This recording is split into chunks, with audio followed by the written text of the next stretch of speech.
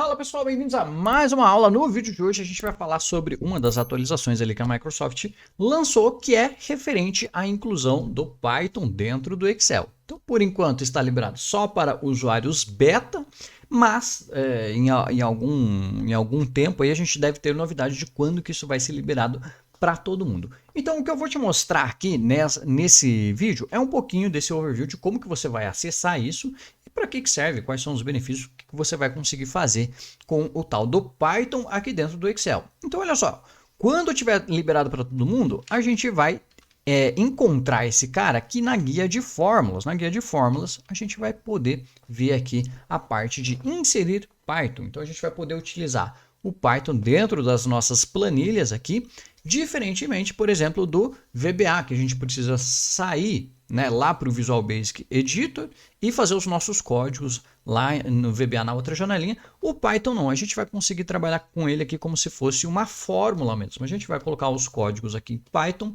dentro de uma fórmula como se fosse um ContiC, um SomaC e assim por diante, tá certo? Então olha só, como que a gente vai fazer isso? Imagina que eu tenho toda essa tabela de dados aqui para analisar e eu queira, por exemplo, utilizar alguns recursos do Python para fazer algumas análises. A gente pode vir aqui no botão inserir Python e aí, olha só, a nossa barra de fórmulas vai virar esse PY aqui, verdinho, que significa que a gente está no mundo do Python aqui para o Excel. Então a gente vai ter aqui dentro do Excel no mundo do Python. E uma das coisas que a gente mais vai fazer, eu acredito eu, né, utilizando Python é o quê? Utilizando, por exemplo, os data frames, né, para a gente analisar o que é um data frame. Se você trabalha com Python, você já sabe o que é um data frame, principalmente ali se tratando na parte de análise de dados. Para você que nunca ouviu falar num data frame ali para o Python, é como se fosse um cubo de dados, ok? Então, como que a gente faz isso? Olha só, eu estou aqui no meu mundo do Python e eu vou simplesmente selecionar toda a minha tabela aqui de dados. Então, desde A1 até H1001. E aí ele vai colocar lá para a gente a instrução, ó, XL, né? Ou seja, Excel, pegando a referência aqui ó, de A1 até H1001 e dizendo que os cabeçalhos existem, né? Cabeçalhos igual a true. Então, isso daqui vai virar para a gente, né, um data frame. E quando a gente der um Ctrl Enter, isso é um ponto importante, né? Quando você está aqui no mundo do Python, o seu Enter, na verdade, ele só vai incluindo mais linhas. Por quê? Porque o nosso código Python normalmente vão ter várias linhas, né? É comum ter várias linhas. Então, se a gente quiser executar esse código, a gente vai apertar Ctrl Enter e aí sim ele vai executar o código. Então, esse código aqui retorna para a gente um data frame e a gente tem a opção de ver esse data frame tanto em um objeto Python, ou seja, quando tiver esse símbolozinho aqui, ó, é porque a gente está vendo um objeto Python. Mas eu poderia ver também valor do Excel. Então eu posso selecionar aqui, ó, como para ver valor do Excel. E o que ele vai fazer? Literalmente, aqui nesse caso, né, ele só fez uma cópia de todos esses dados que eu tenho ali do lado. Então eu posso voltar aqui para ver só o objeto Python. Então eu sei que esse carinha aqui tem todos esses dados aqui da minha tabela da esquerda, ok? Então, por exemplo, vamos supor que eu quisesse dar fazer uma análise do tipo describe, que já tem uma função pronta aqui, né, no Python, né, quando a gente usa aqui um data frame, que é o describe, que ele já dá algumas informações para a gente sobre essa base de dados, ou sobre esses dados que estão nesse data frame. Então, o que a gente pode fazer? Ó, na célula J3, por exemplo, eu vou inserir Python e eu vou dizer para ele, ó, eu quero J1, né, e aí ele já coloca para a gente, né, Excel J1, bom, e aí eu vou chamar essa função describe, que a gente já tem aqui, ó, describe, ok? Abre e fecha parênteses e Ctrl Enter. O que o describe vai fazer lá do Python, lá do Panda?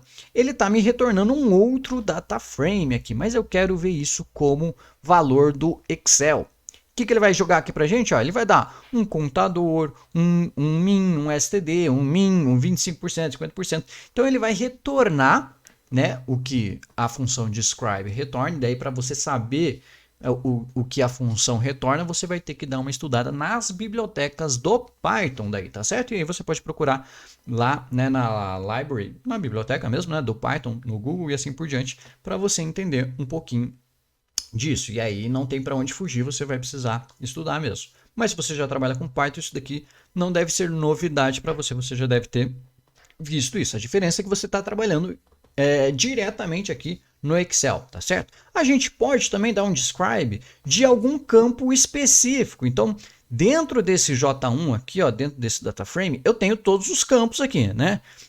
Data hora, quantidade de pagamento, cliente, produto, valor total. Então, se eu quisesse dar um describe, por exemplo, do campo cliente, então eu posso colocar aqui, ó, ponto cliente, ponto describe. E aí a gente vai ver se precisa colocar aspas ou não, tá certo? Qual é a pegadinha aqui que você precisa colocar aspas ou colchetes ou não?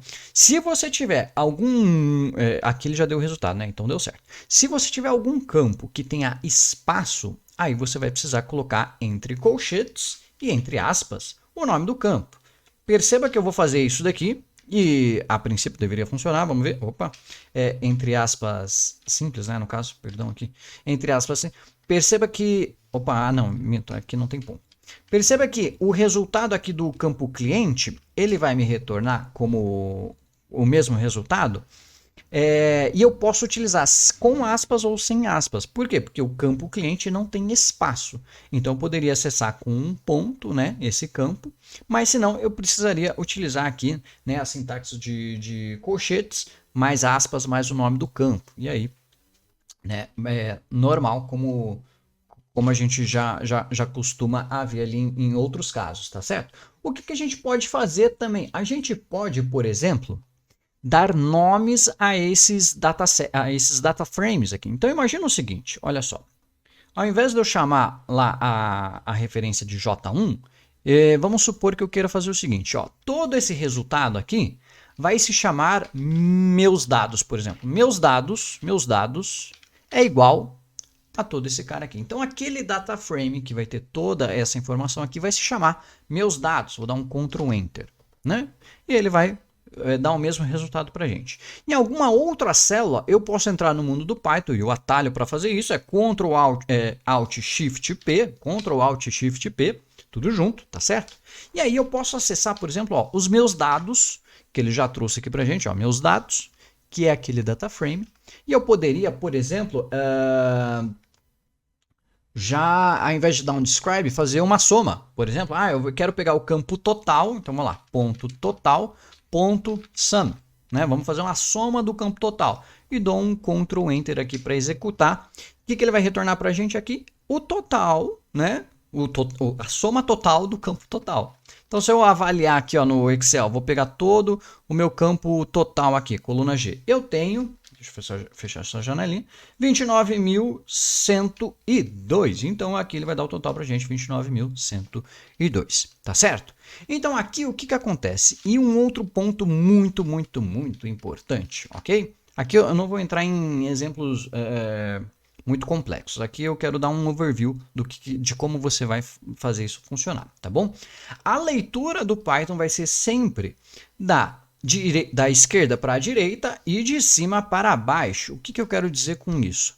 Que se eu declarei a minha variável ou meu data frame na célula que célula que eu estou aqui? J6, eu não posso referenciar os meus dados aqui para cima, ok? Vocês querem ver um teste? Olha só, a mesma função, vou dar um Ctrl C, Ctrl V antes de eu ter declarado o meu data frame. O que é que ele vai dizer para a gente aqui? Ele já abre o diagnóstico. Ele dá um erro de Python e ele diz o seguinte: o nome meus dados não é definido. Por quê? Ele vai fazer nessa ordem. Então, se você é como se fosse um script, né, que você vai fazendo, né, de cima para baixo. A diferença é que aqui a gente pode escrever também da esquerda para a direita, ou seja, se eu colocar os meus dados, se eu declarar os meus dados aqui na coluna I, a coluna J vai conseguir entender. Então vamos fazer esse teste. Ó. Eu vou jogar essa soma aqui para a coluna L, por exemplo, e agora eu vou trazer os meus dados para a coluna J, aqui, ó, antes da coluna L. E aí ele vai dar certo, porque ele entendeu o nome ali declarado, meus dados, ok? Então, aqui é um overview bastante genérico aqui para você pelo menos entender como que você vai chegar nesse mundo, tá bom? E o que você pode fazer aqui dentro do Python, dentro do Excel junto com o Python, tá certo? Bibliotecas padrões que já estão importadas aqui, Pandas e a do gráfico. Deixa eu pegar o nome certinho. Peraí. Eu deixei anotado aqui porque eu ainda não sei de cabeça, ok? É uma novidade, vamos lá. Novidade é a Panda e a Matplotlib, ok? Essas duas já são por padrão aqui carregadas, mas você pode importar outras bibliotecas também do Python. Então, por exemplo, nesse exemplo 2 aqui, o que eu fiz? Olha só, eu estou importando aqui a biblioteca RE para a gente utilizar ali expressões regulares. Então, nesse exemplo aqui, olha só, eu tenho alguns comentários. E aí, dentro desses comentários, eu tenho alguns links, algumas URLs, alguns sites ou alguns endereços de sites, tá certo? E perceba que eles não têm aqui um padrão apenas, né? Então tem gente que começa aqui com www, tem gente que começa com https, tem gente que não tem o www, já vai o caminho direto e assim por diante. E aí a gente pode colocar aqui, usar a biblioteca RE para achar essas expressões regulares para criar esse tipo de lógica aqui utilizando o Python. Então olha só que interessante. Lá na célula A1, eu coloquei aqui, import RE, tá certo? E por que eu coloquei entre aspas aqui, biblioteca RE importada? Porque na função Python aqui, ele sempre vai dar o resultado da sua última expressão. Então, se eu apenas colocar aqui um import RE, né, tirar essa parte aqui, ele vai importar lá a biblioteca. Mas, para mim, ele vai dar um tipo sem tipo aqui, um non-type. Então, o que acontece? Para eu não deixar isso acontecer, eu vou só falar para ele colocar um textinho aqui na frente. Fala, cara, avisa para mim, importação da biblioteca RE. Coloca um textinho só para eu saber que naquela célula ali, por exemplo, eu estou chamando a função Python para importar a biblioteca, tá certo? E aí, como é que eu estou fazendo a extração ali, das URLs? Então, o que a gente pode fazer aqui? Olha só, o hashtag aqui dentro do Python vai ser uma sintaxe para comentário, para você comentar as suas funções e tudo mais, né, os seus códigos. Então aqui, olha só, eu estou criando uma variável que se chama padrão combinado e pegando aqui os padrões que eu quero validar nos meus comentários, tá certo? E aqui eu defino a função extrair link, passando um texto, né?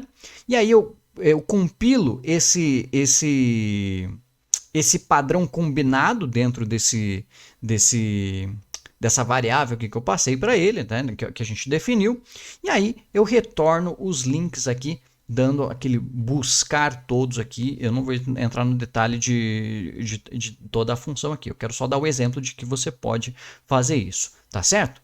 E aí, olha só, por exemplo, a variável da tabela que eu estou buscando aqui, eu estou chamando de meus comentários e eu estou referenciando a tabela 1, hashtag tudo, do Excel.